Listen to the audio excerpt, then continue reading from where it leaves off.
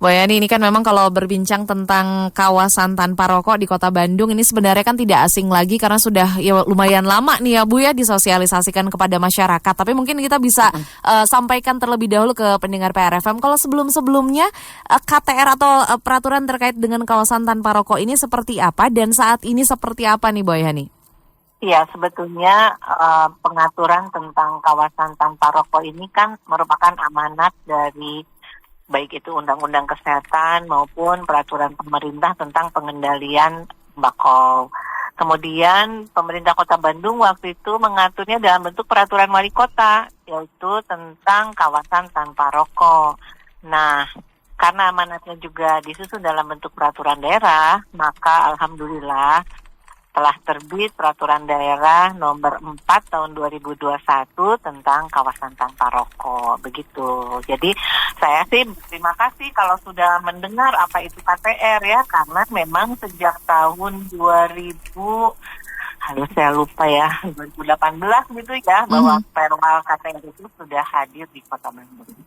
Jadi udah sejak lama sebenarnya masyarakat tidak asing dengan istilah kawasan tanpa rokok, tapi sebelumnya itu dalam bentuk perwal dan sekarang kota, betul. Jadi diperkuat begitu ya Bu ya? Kuat, benar ya. Dan ini menunjukkan komitmen dari pemerintah Kota Bandung yang didukung juga oleh DPRD dan berbagai pihak untuk lebih menegaskan tentang perlindungan kepada masyarakat atas bahaya dari asap rokok tadi ya. Jadi ini merupakan wujud kerja bersama. Nah, kalau untuk perdanya sendiri, apa yang berbeda dibandingkan dengan pasti berbeda ya Bu ya, walaupun ada garis besarnya kurang lebih sama begitu. Apa yang diatur di dalam perda ini? Ya, kalau di dalam peraturan daerah kan kalau perwal tidak boleh mengatur sanksi ya. Nah, kalau di ruang lingkup peraturan daerah ini tentu ada soal kawasan tanpa rokoknya itu apa saja, penyelenggaraannya, larangan dan kewajiban, kemudian bentuk sanksi administratif, tanggung jawab dan peran serta masyarakat, serta ketentuan pidana atau penyidikan. Jadi lebih kuat untuk dasar hukumnya gitu. Dan untuk kawasannya di mana saja bisa diingatkan kembali nih Bu? Iya, jadi untuk kawasan tanpa rokok ini kan ada yang sudah dikenal itu ada 7 lokasi. 1, fasilitas pelayanan kesehatan. Ya, fasilitas pelayanan kesehatan ini banyak ya, bukan hanya puskesmas saja, tempat praktek mandiri, klinik, apotek, laboratorium, optik, fasilitas pelayanan kesehatan tradisional dan lain-lain. Kemudian ada tempat proses belajar mengajar. Ini tempat proses belajar mengajar juga banyak banget ya. Ada kursus, ada balai latihan, madrasah, perguruan tinggi dari mulai PAUD ya sampai perguruan tinggi. Kemudian tempat anak bermain. Nah, ini kan ada arena bermain, tempat penitipan anak, taman kanak-kanak. Tempat ibadah, tentu berbagai tempat ibadah dari berbagai agama yang ada. Transportasi umum ya, jadi bis. Kalau kereta api sudah sejak lama ya, angkutan kota, taksi, kendaraan umum berbasis online ya.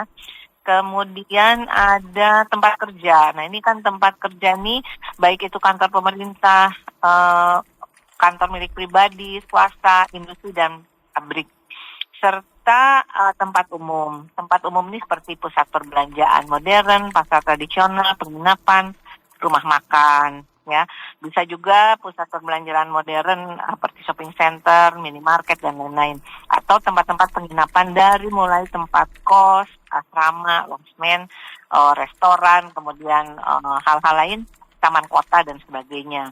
Dan boleh juga nanti dalam evaluasi tempat lain yang ditetapkan keputusan wali kota yang menurut masyarakat perlu diatur juga begitu ya. Begitu. Berarti masyarakat masih bisa menyampaikan masukan begitu Bu untuk mana tempatnya yang diatur. Iya, karena kan kita tahu bahwa perokok pasif itu kan juga malah lebih berbahaya ya daripada perokok aktif. Kemudian yang khawatir tadi, makanya mengapa tempat-tempat itu tempat-tempat yang beresiko dan memang banyak kegiatannya heterogen dari mulai anak-anak sampai mungkin usia lanjut dan mungkin ada juga di antara mereka yang memiliki penyakit-penyakit yang sensitif terhadap asap rokok begitu. Nah, ketika di 7 tempat ini dilakukan menjadi kawasan tanpa rokok, kemudian pengaturan untuk mereka para perokoknya sendiri seperti apa, Bu Yani?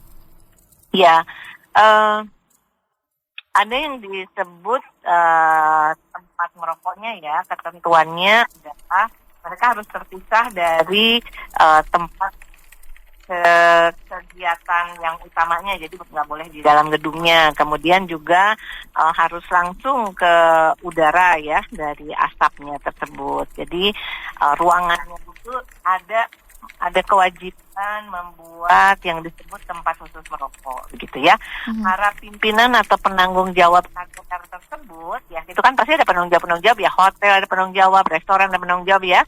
Itu wajib untuk menyiapkan tempat khusus merokok, di mana ketentuannya itu kan ruang terbuka ya, atau berhubungan langsung dengan udara, terpisah dari kegiatan, jauh dari pintu masuk keluar dan dari orang lalu lalang, begitu.